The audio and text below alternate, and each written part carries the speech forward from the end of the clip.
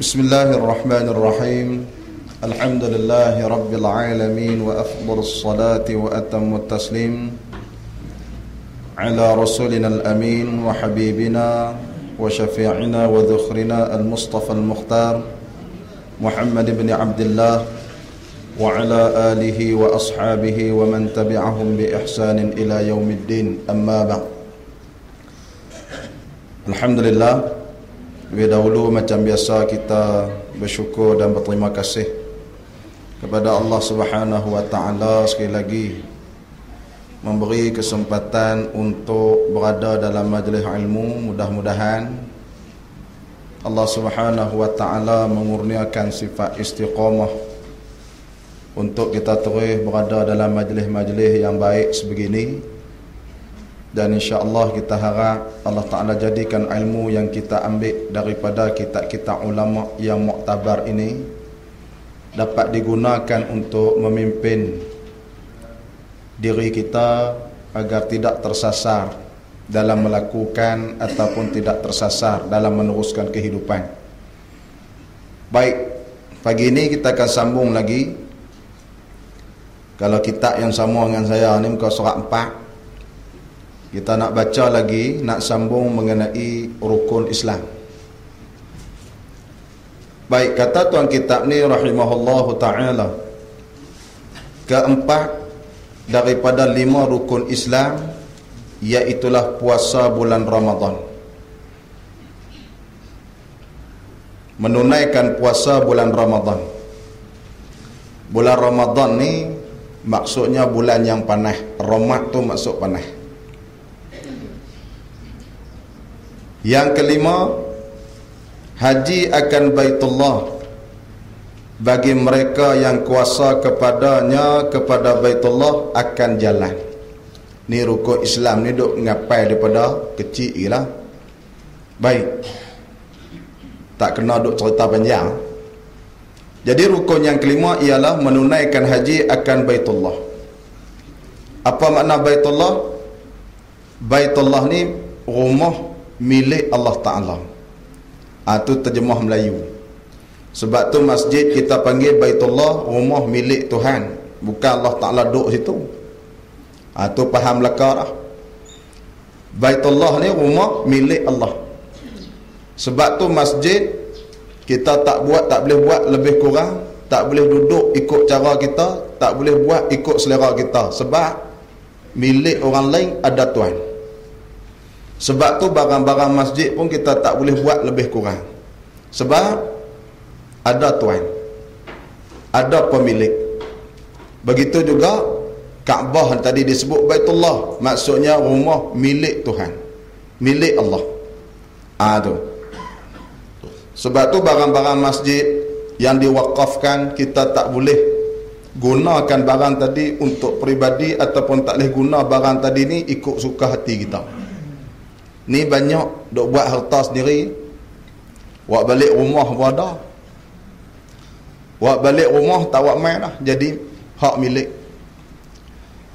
Mula-mula makan kenduri, buat balik mangkuk, last sekali mangkuk tu jadi mangkuk kita.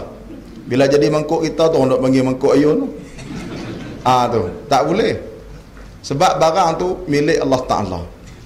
Duk sebut bukan pasal apa, pasal orang hak duk buat tu kadang-kadang ustaz pun ada tu yang jam cram. Ustaz pun ada buat balik.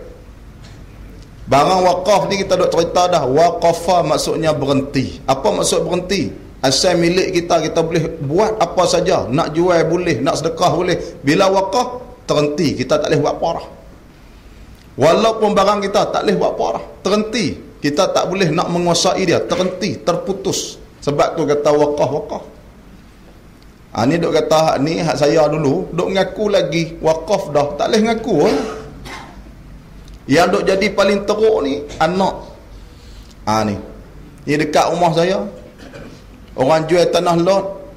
Ada seorang ni dia wakaf suruh buat surau, kalau jadi tanah lot esok rumah orang pakat bina rumah buat surau. Tapak saya ni, dia niat wakaf kepada penduduk situ. Rumah ada cuma tak ramai. Wakaf untuk buat surau. Mai kat anak-anak ni jual tanah tadi ni. Jual tanah tadi ni. Tanah milik siapa? Milik pak dia kata. Bukan milik pak dia dah. Terhenti dah. Tak boleh kita nak buat urusan. Ini kata Baitullah, rumah milik Allah Ta'ala. Ada tuan. Kita tak boleh buat ikut dan. Baik. Sebab tu semayang pun dia ada disiplin berbeza dalam surau dengan dalam masjid. Dalam masjid dia ada disiplin semayang lagu lain. Dalam surau lagu lain. Tu kita duk mengaji dalam surau, pertamanya nak semayang dalam surau, dia tak boleh putih. Muslimat nak semayang pun kena ada ruang, nampak ruang nak boleh pergi kepada Tok Imam. Dia kena, tak boleh tertutup, tirai pun kena buka. Tu dalam surau, dalam masjid dia bebas. Tu satu. Yang kedua, dalam masjid kita tak dibenarkan meludah, walaupun ludah tadi ludah nasi keluar. Tak boleh ludah depan. Keluar biji nasi kecil tu tak boleh dalam masjid. Surau tak apa. Ni kita tengah duduk semayang baca Fatihah, keluar nasi sebiji celah gigi. Tak boleh ludah keluar dalam masjid. Walaupun kita kata nasi bukan najis. Ini nak cerita kata tak sama. Kerana Baitullah tu, masjid tu ada pemilik dia. Baik. Jadi menunaikan haji Baitullah, yakni Mekah, bagi mereka yang kuasa kepadanya, kepada Baitullah, bagi yang mampu. Mampu apa ni? Akan jalan, yakni boleh pi. Sama ada boleh pi tadi tu dalam bentuk, maksud kata ada jalan tadi, ada duit, dan yang keduanya ada jalan tadi, perjalanan ni aman. Jadi wajib dia pi. Sakat mana wajib ada duit ni? Ada harta yang lebih daripada kegunaan seharian. Ni kena faham ni. Kena faham, sebab tu kursus haji kena tanya agak mereka hak bagi kursus, setakat mana nak kata kita ni ada mampu nak pi. Dia duit tak ada, tapi tanah banyak. Duit tak ada, tanah banyak. Kalau dalam kitab fiqh yang lain, salah satunya kitab Baijuri, kitab fiqh sebut duit tak ada, tapi tanah tu ada banyak, melebihi daripada kegunaan seharian, dikira dia ni ada duit. Kalau tak pi lagi, kenapa? Makna sampai dah waktu wajib. Apa maksud kegunaan seharian? Kalau hari-hari dia makan, contohlah sehari makan 100, ada 100. Tanah hak duduk tapak rumah, yang duk motong getah ada 4 relung. Pokok getah ada duk pergi motong dah. Tanah hak lebih hak tak guna, tu dikira harta yang lebih. Sampai dah waktu untuk dia pergi Mekah. Sengahnya duk kata duk himpun duit tak cukup lagi, duk himpun apa tanah berlambak. Dia tak wajib gila sebab duit tak cukup. Ustaz kata kena cukup duit boleh pergi. Maksud duit tu ialah harta. Harta yang lebih daripada guna seharian. Maksudnya harta yang tak guna, yang duduk saja. Sampai dah waktu untuk dia menunaikan haji. Kenapa? Kerana dia ada jalan untuk pergi. Tapi kalau tanah lain tak ada, tinggal tanah rumah, nak jual tanah rumah ni, nak pergi Mekah, tu tak boleh. Sebab apa? Sebab tanah rumah tu untuk digunakan seharian.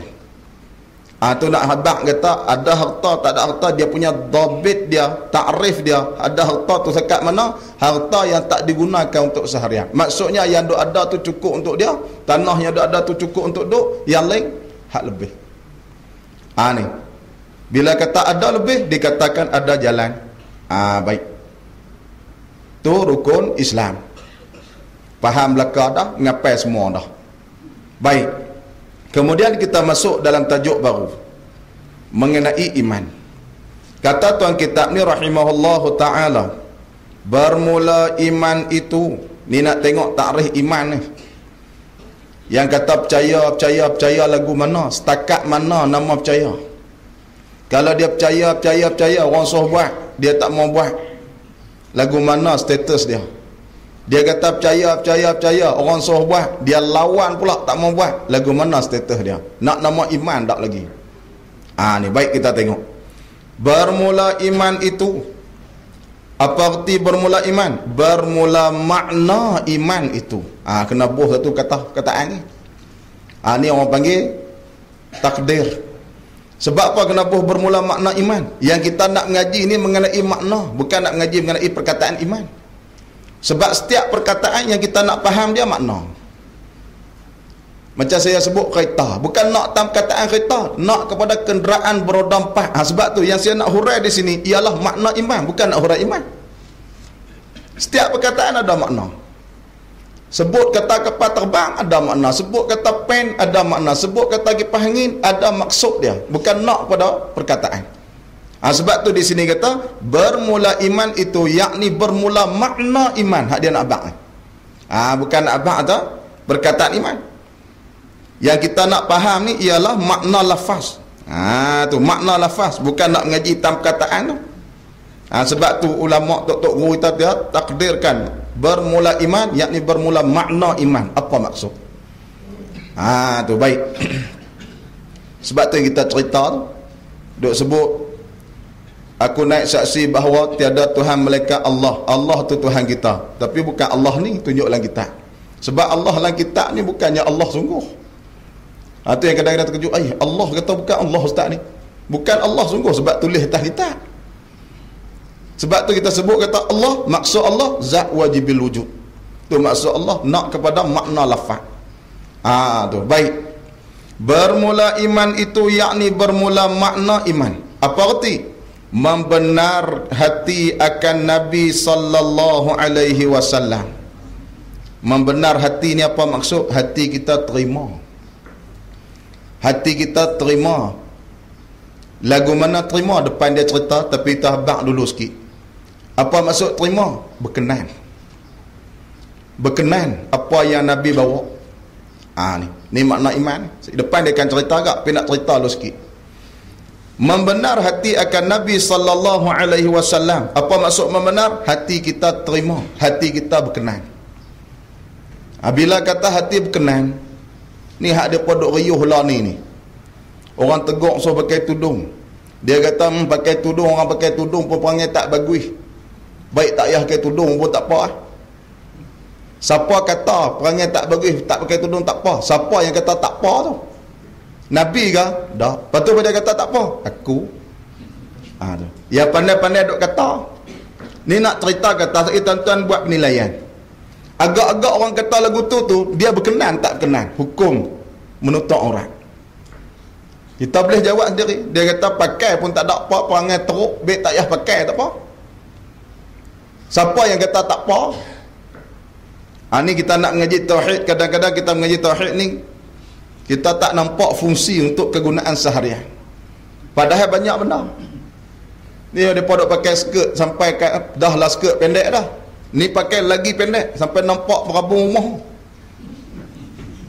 Lagi pendek. Orang tegur kata tak boleh lah. Dia kata tak payah duk kacau orang lah. Jaga tepi kain masing-masing. Orang hak tegur ni cerita duk riuh kat dalam internet ni. Orang hak kata tegur tu dia kata saya nak tegur juga pasal saya kesian. Hampa kata pilah lagu mana pun kat saya nak tegur juga. Sebab apa kesian? Takkan esok Allah Ta'ala tanya padang mahsyar, awak hari tu nampak pakai skirt, nampak apa perabung rumah? Dia kata jaga tepi kain masing-masing. Takkan nak jawab aku tu? Nak suruh jaga kain apa nama tepi kain masing-masing. Hang pakai kain pun tak cukup, nak jaga aku lah. Ni nak cerita kata berkenan tak agak-agak orang jawab lagu tu. Orang yang jawab lagu tu agak-agak dia berkenan tak dengan apa yang Nabi bawa. Kita jawab sendiri. Ni nak cerita kata makna iman. Sebab tu hari ni kalau kita baca dalam Facebook ke dalam media elektronik dan sebagainya, tengok kupasan orang, perbincangan, kita nak baca pun tak berani, takut. Dia redah ikut dan. Hak terbaru kita duk dengar hak Ustaz Don depa duk iktiraf dia, duk komen dia. Dia cerita pasal telaga nampak muka ahli neraka, telaga nampak muka ahli syurga. Duk tegur hadis palsu. Kita dengar macam tak ada salah apa kalau kita mengaji dalam ilmu hadis. Hadis yang dhaif kita petikai matan hadis murtad walaupun dia dhaif. Hadis yang betul kita kata palsu, jadi masalah akidah kita. Sebab tu Nabi kata tiba-tiba kata palsu di Nabi tak kata. Sebab tu bukan boleh duk cakap ikut dan. Kena nilai dengan ilmu tak nak cakap. Hadis dhaif, kita tak mau pakai hadis dhaif sebab dhaif. Menolak matan hadis dhaif kufur sebab tolak hadis Nabi. Hadis yang sabit datang daripada Nabi, tak kiralah dhaif ke, hasan ke, sahih ke, bila kita kata palsu, maksudnya dia reka. Nabi tak kata orang reka. Sama agak hukum menafikan hadis Nabi. Kita dengar sekali tak ada masalah pembahasan ni. Allah pembahasan ilmiahnya tak ada masalah. Memang tak ada masalah pembahasan, tapi perkataan tu membawa masalah. Apa arti hadis yang ada itu tetap palsu? Sebab tu kita kena gamak banyak nak cakap. Saya ada pajak main baca kitab Faridah di surah ni pun fikir banyak hari kak. Perempuan duk tanya pun saya tak jawab, duk fikir. Dia pun heran. Depa risau dah kalau tanya tak jawab ni, depa duk i'rab lain dah. Ni makna lain ni. Kita duk fikir padan dak aku nak baca kitab Faridah ni. Faridatul Faraid ni, kitab payah. Baca warta berita TV3 semua boleh baca. Mai kitab apa pun. Tapi nak habaq ke orang tu bagi kena dengan murak dan kehendak pengarang kitab ni, duk berasa tak berani ke? Tapi yang gagah main ni pasal duk biasa mengaji kat Tok Guru. Jadi baca ni ingat yang Tok Guru duk cerita lah. Tu nak kena gamak banyak, kena fikir banyak nak cakap.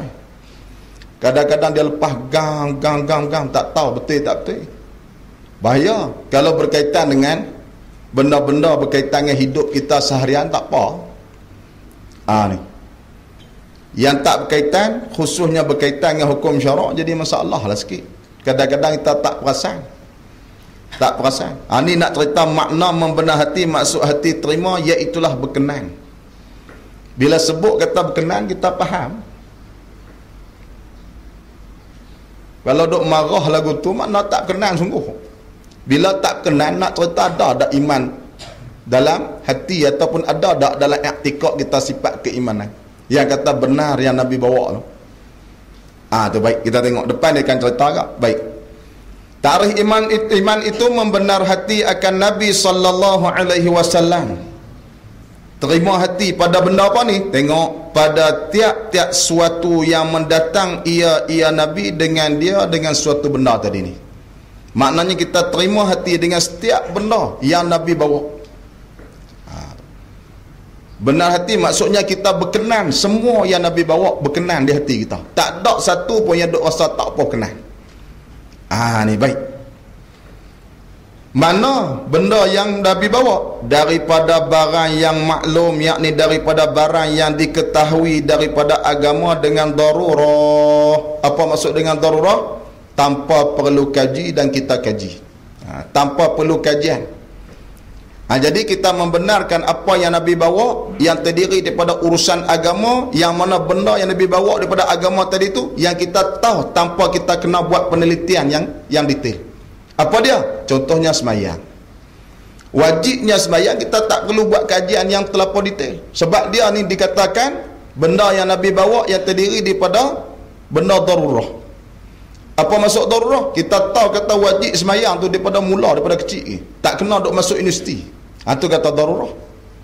Jadi benda Nabi bawa, benda yang mudah faham, tak perlu kaji ni, termasuk dalam benda darurah. Wajib kita kena terima dan wajib kita kena berkenan. Sembahyang, puasa, menutup aurat, ni benda-benda darurah belaka. Kalau yang lain tak kenal tak apa. Kalau benda yang bukan darurah, contohnya lagu mana? Benda-benda yang rumit. Dalam urusan saham, perniagaan, apa semua bab faraid, apa guna cara nak pembahagian lagu ni, lagu tu benda rumit. Orang panggil bukan darurah, kena mengaji bagi erti tu.